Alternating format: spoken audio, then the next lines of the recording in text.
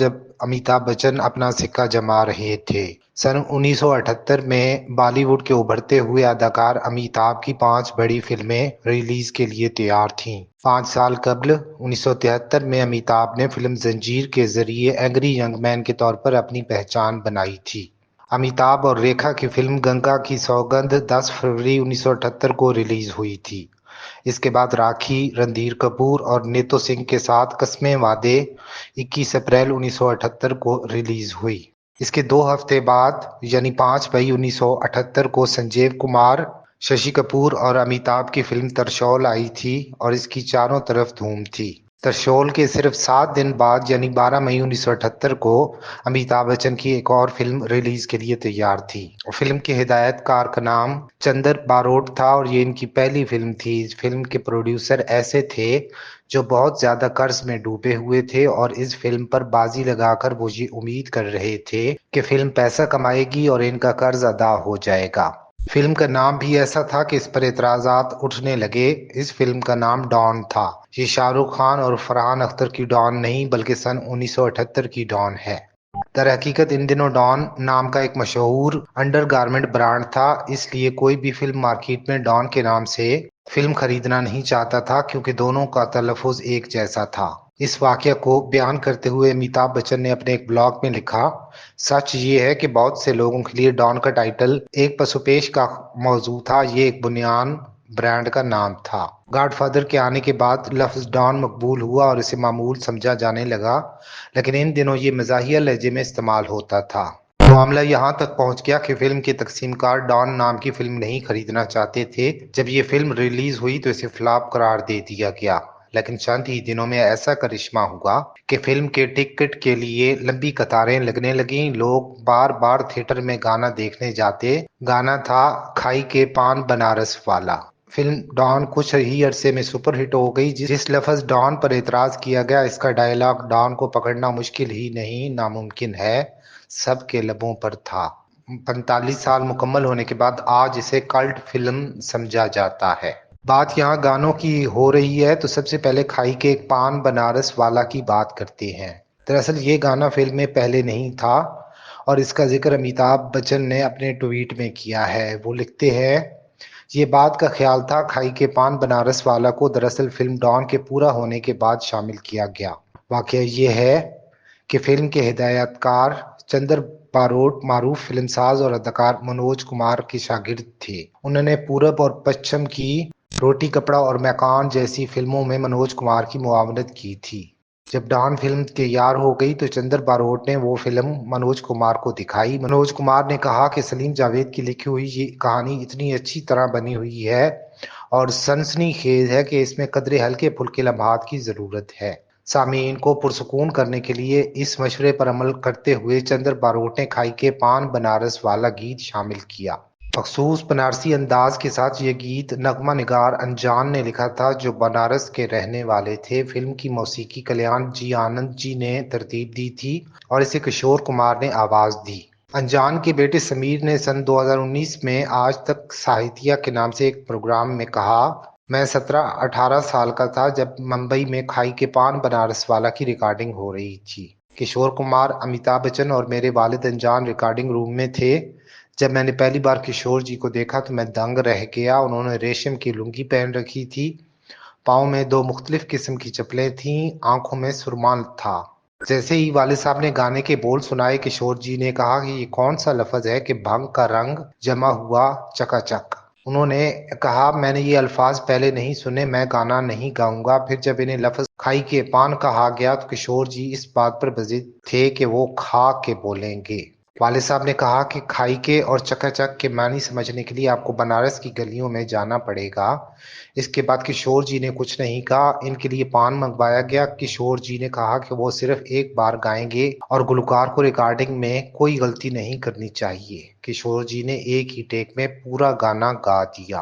खाई के पान बनारस वाला दरअसल डॉन के लिए नहीं लिखा गया था। कल्याण जी आनंद जी ने इसे अपने जमाने के स्टार देव आनंद की फिल्म बनारसी बाबू के लिए लिखा था, लेकिन देव आनंद को ये गाना ज्यादा पसंद नहीं आया।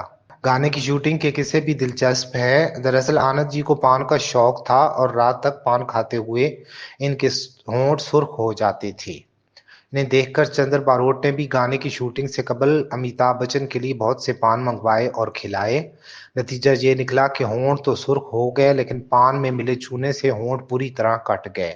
चंद्र बारोट दरअसल तंजानिया के रहने वाले थे और वहीं नौकरी करते थे, लेकिन 1960 की दहाई में वहां के हालात बहुत खराब हो गए। कई जगहों पर पुरतशद्दुद नस्ली हमले हुए। 1966 में तलबा की एक बड़ी तहरीक भी चली और बिगड़ते हालात देखकर खानदान ने तंजानिया छोड़ दिया। चंदर बारोट अपनी बहन कमल बारोट से मिलने कुछ दिनों के लिए मुंबई आए थे। कमल हिंदी फिल्मों में गुलकारी करती थीं। उन्होंने दीगर गुलकारों के साथ हंसता हुआ नूरानी चेहरा और दादी अम्मा मान जाओ गाए हैं।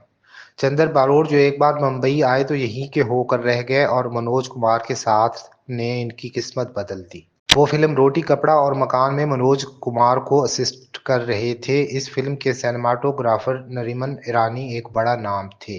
सीनियर फिल्म नाकिद रामचंद्रन श्रीनिवासन बताते हैं, नरीमन ईरानी ने जिंदगी जिंदगी नामी फिल्म बनाई जो बुरी तरह फ्लॉप हो गई।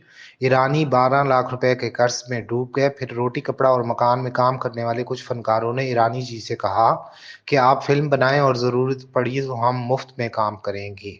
स्क्रिप्ट सलीम जावेद से लिया गया। यूं तो डॉन एक मुजरिम की कहानी है, लेकिन हकीकत में डॉन फिल्म का बनना इस जज्बे की कहानी है जहां चंद्र बारोट, जीनत अमान, अमिताभ बच्चन और प्राण जैसे लोग मुश्किल वक्त में अपनी बरादरी के साथ खड़े नजर आए। लेकिन फिल्म के दौरान एक बड़ा हादसा हो गया। रामचंद्रन श्रीनिवासन बताते हैं, शूटिंग के दौरान बादल फटने की वजह से बिजली ईरानी जी पर गिर पड़ी और वो जख्मी हो गए। फिर इनकी मौत हो गई। सब ने बगैर पैसे लिए फिल्म पूरी की। जब फिल्म ने पैसे कमाए तो तमाम अदाकारों में पैसे तकसीम किए गए। इस फिल्म के लिए अमिताभ बच्चन को बेहतरीन अदाकार का फिल्म फेयर अवार्ड भी मिला। अवार्ड की पुरानी तस्वीर शेयर करते हुए अमिताभ ने ट्वीट किया, इस साल नौतन जी और मुझे फिल्म फेयर अवार्ड मिला था। हमने फिल्म डॉन की रिलीज से पहले ही नरीमन ईरानी को खो दिया था। मैंने ये अवार्ड इनकी अहलिया को वक्फ कर दिया। इतनी बड़ी हिट फिल्म देने के बावजूद चंद्रा बारोट कोई और बड़ी फिल्म नहीं दे सके। 2015 में श्वेता पांडे के साथ बातचीत में उन्होंने कहा कि डॉन की कामयाबी की तख्ती बहुत भारी हो गई। लोगों की तवक्कुआत बढ़ गई। कोशिश हमेशा रही कि पिछली फिल्म से बेहतर करूं, लेकिन स्टार कास्ट और बजट की नाकामी की वजह से ये काम नहीं हो सका। अमिताभ और चंद्रा बारोट की दोस्ती आज भी कायम है। वो अमिताभ को टाइगर कहते हैं। वो कहते हैं, रिश्ता एक बार बनता है और जिंदगी भर रहता है। एक बार मैं अल पचीनो की फिल्म देख रहा था कि मुझे अमिताभ का एक मोनोलॉग याद आया और रात 4:30 पर मैसेज किया, जिसका उन्होंने फौरी जवाब दिया। डॉन की बात पर वापस आएं तो अमिताभ ने शोले, दीवार, चुपके चुपके जैसी सुपरहिट फिल्में दे रखी थीं, लेकिन डॉन इस लिहाज से अहम है कि जंजीर के बाद शायद डॉन पहली ऐसी फिल्म थी जिसमें अमिताभ के साथ कोई दूसरा हीरो नहीं था। इस लिहाज से अमिताभ बच्चन को वन मैन इंडस्ट्री का खिताब मिला। इसकी बुनियाद डॉन से मजबूत हुई।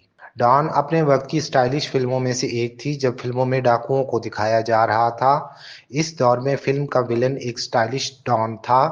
अमिताभ की बेल बॉटम पोल्का डॉट वाली शर्ट और वास्केट जबरदस्त हिट रही। इसमें मजे की बात यह है कि जहां हिंदी फिल्मों में तकरीबन हर चंद मनाजिर के बाद कपड़े बदले जाते हैं, वहीं डॉन फिल्म में अमिताभ के आखिरी घंटे से लेकर आखिर तक एक ही लिबास में नजर आते हैं। शायद पुलिस की भागदौड़ में कहीं इनका कोट और पोटाई गुम हो जाती है। रामचंद्रन श्रीनिवासन कहते हैं, फिल्म का एक और दिलचस्प वाकया ये है कि इस फिल्म में सरूज खान ने साइड डांसर का किरदार अदा किया था। वो हर रोज टिकट लेकर एक ही थिएटर में जाकर डांस देखती थीं। कुछ दिनों के बाद जब मालकान को पता चला कि वो रोज क्यों आती हैं, तो उन्होंने सरूज खान के लिए अलग सीट रख दी। डॉन में सिर्फ अमिताभ ही नहीं, बाकी किरदार भी मकबूल रहे। जीनत अमान को रोमा के किरदार में एक चैलेंजिंग किरदार मिला, जहां इनका काम सिर्फ रोमांस करना नहीं था। जसजीत के किरदार में अदाकार प्राण बहुत अहम किरदार में थे और इन दिनों वो हीरो से कई गुना ज्यादा फीस लेते थे।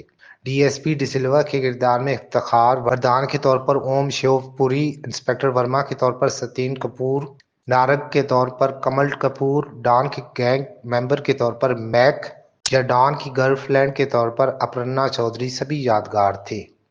हेलन ने इस फिल्म में एक छोटा सा किरदार भी अदा किया था और इनका गाना ये मेरा दिल सुपरहिट रहा। इस वक्त हेलन की उम्र 40 के करीब थी और ये वो दौर था जब हीरोइन या वैम्प की उम्र 30 से तजावुज नहीं करनी चाहिए थी। डॉन के गीतों के लिए प्लेबैक सिंगर आशा भोसले और किशोर कुमार दोनों को फिल्म फेयर अवार्ड मिले। अगर हम स्क्रीन प्ले की बात करें तो सलीम जावेद ने दीवार, शोले या तरशौल में कई तहदार किरदार लिखे थे जिनमें सही और गलत की लकीर धुंधली नजर आती है। इनके मुकाबले में डॉन की कहानी कमोबेश सीधी-सी है, लेकिन स्क्रीन प्ले में जबरदस्त तनाव था, जिसे चंद्रा बारोट ने महारत से पर्दे पर उतारा। डॉन की कामयाबी के बाद इसे कई जबानों में बनाया गया। ये वो वक्त था जब रजनीकांत तमिल फिल्मों में आ चुके थे।